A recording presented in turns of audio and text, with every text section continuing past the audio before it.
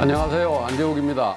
지난 한 주도 건강히 잘 보내셨습니까? 지난주에 시장경제의 본질이 자발적 교환을 통한 사회적 협동이라고 했었죠. 오늘은 그 시장경제의 본질인 자발적 교환을 통한 사회적 협동이 어떻게 이루어지는지에 대해 설명해 보도록 하겠습니다. 달리 말하면 자발적 교환을 통한 사회적 협동을 일으키게 하는 것이 무엇이냐 하는 것입니다. 그것을 설명하기 전에 이것 한번 생각해 보시겠습니까? 여러분이 오렌지 주스를 생산하는 사람이라고 합시다. 자, 여러분, 오렌지 주스 캔을 백금으로 만들겠습니까? 번쩍번쩍하고 멋있을 것 같은데 백금으로 만들지 않겠죠? 왜 그래요?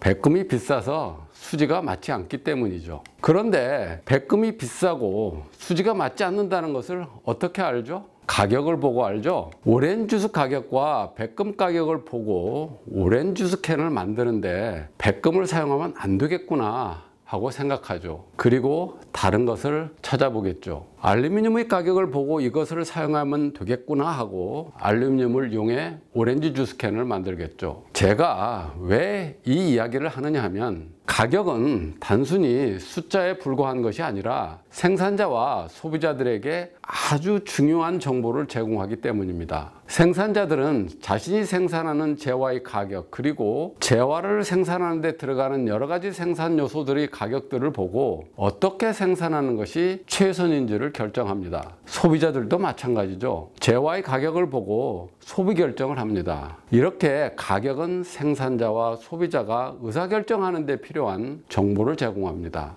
가격이 생산자와 소비자에게 정보를 제공하는 것뿐만 아니라 생산자와 소비자의 행동 양식을 변경하는 유인 기능도 있습니다. 예를 들어 티셔츠의 가격이 오르면 티셔츠를 더 많이 생산하는 것이 이익이 된다는 정보를 제공하여 기업들로 하여금 티셔츠를 더 많이 생산하도록 하죠. 티셔츠 한 벌당 더 높은 가격을 받기 때문에 기업들이 생산을 늘리는 것입니다. 만일 이 가격 상승이 일시적이 아닌 지속적인 것이라면 새로운 기업들이 티셔츠 생산에 진입할 것입니다. 한편 티셔츠 가격 상승은 소비자들에게는 티셔츠의 소비를 줄이도록 하는 요인을 제공하죠. 이 이외에도 가격은 자원 배분 기능을 합니다. 티셔츠 가격이 상승함에 따라 티셔츠를 더 많이 생산하기 위해서는 옷감과 염색 그리고 노동력이 더 필요하겠죠. 자연히 더 많은 옷감과 염료 그리고 노동이 티셔츠 생산에 투입되게 됩니다. 다른 곳에 쓰일 수 있는 자원이 티셔츠 생산으로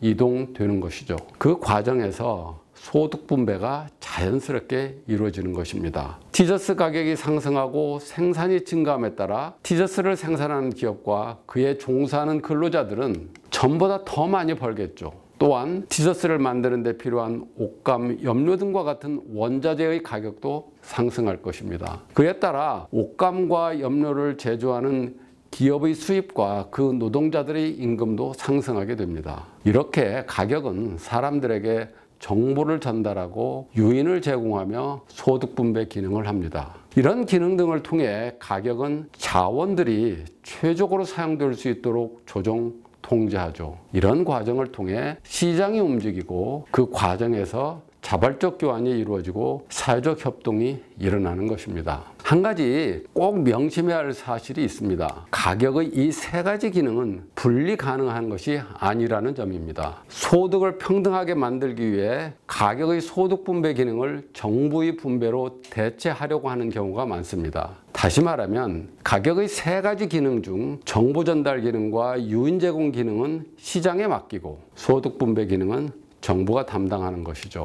소득 분배를 위한, 다시 말하면 취약계층을 위한다는 명목으로 가격을 통제하는 것이 바로 그것입니다. 그러나 가격을 통제하여 가격의 소득 분배 기능을 봉쇄해버리면 나머지 두 기능도 작동하지 않게 됩니다. 왜냐하면 가격을 통제하는 것은 결국 가격이 제공하는 정보를 통제하는 것이나 다름없기 때문이죠. 가격을 통제하면 사람들, 즉 생산자와 소비자들은 잘못된 정보를 제공받기 때문에 생산 결정과 소비 결정들이 왜곡됩니다. 그러한 왜곡으로 인해 시장이 교란되고 시장 경제의 본질인 자발적 교환과 사회적 협동이 깨지게 되죠.